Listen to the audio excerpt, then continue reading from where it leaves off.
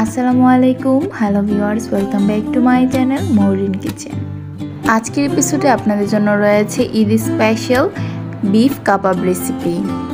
আজকের এই রেসিপি দেখে খুব সুন্দরভাবে আপনারা পারফেক্টলি এবং ইজিলি এই কাবাব রেসিপিটি বাসায় তৈরি করতে পারবেন। তাই আর কথা না বাড়িয়ে এই কাবাবটি বাসায় খুব সহজেই কীভাবে তৈরি করতে পারবেন সেটি দেখিয়ে দিচ্ছি আজকের এই পুরো ভিডিওতে। বিফ কাবাবের জন্য আমি এখানে প্রথমে 1 কাপ বিফ নিয়েছি। বিফগুলোকে একটু ছোট ছোট টুকরো করে কেটে নিয়েছি। এখানে আমি 1/2 কাপ ডাল নিয়েছি। ডালটাকে আমি 2 থেকে 3 ঘন্টা আগে ভিজিয়ে রেখেছিলাম।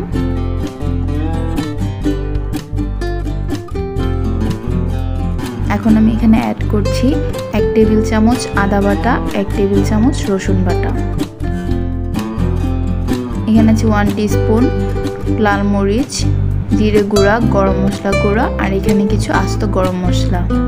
এই সবগুলোকে এখন আমি দিয়ে দিচ্ছি। এখানে স্বাদ মতো লবণও দিয়েছি। এই সবগুলোকে এখন একটু আবার মিশিয়ে নিতে হবে। মেশানো হয়ে গেলে এগুলোকে এখন সেদ্ধ করতে হবে। আর সেদ্ধর জন্য আমি এখানে প্রেসার কুকার নিয়েছি। আপনারা চাইলে এখানে যে কোনো নর্মাল কোনো পাত্রেও রান্না করতে পারবেন। আমি তাড়াতাড়ি সেদ্ধ হওয়ার জন্য প্রেসার কুকারে দিয়েছি। আর এখানে দিয়েছি 2 কাপ পরিমাণ পানি।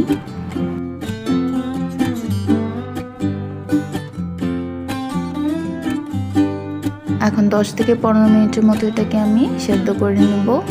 দেখতে পাচ্ছেন সেদ্ধ হয়ে গিয়েছে। এখানে কিন্তু কোনো পানির পরিমাণ নেই।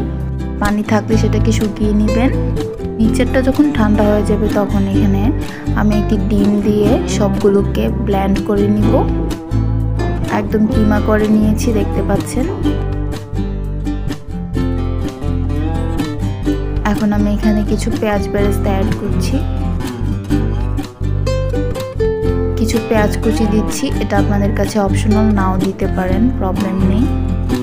কাঁচামরিচ কুচি। এখানে আর কোনো লবণ ইউজ করতে হবে না, কারণ যখন আমি এটাকে সেদ্ধ করেছি তখনই লবণ পরিমাণ মতো দিয়েছিলাম। সবগুলোকে ভালোভাবে মিশিয়ে নিতে হবে।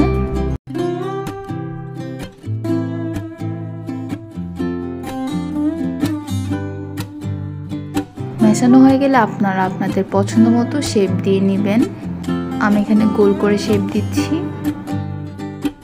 একটি প্রসেস আপনাদেরকে দেখাচ্ছি।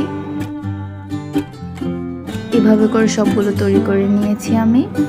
এখান থেকে আমি কিছু ভাজবো আর বাকিগুলো ফ্রোজেন করে রেখে দিব এয়ারটাইট বক্সে। আমি আপনাদেরকে অল্প কিছু ভেজে দেখাচ্ছি।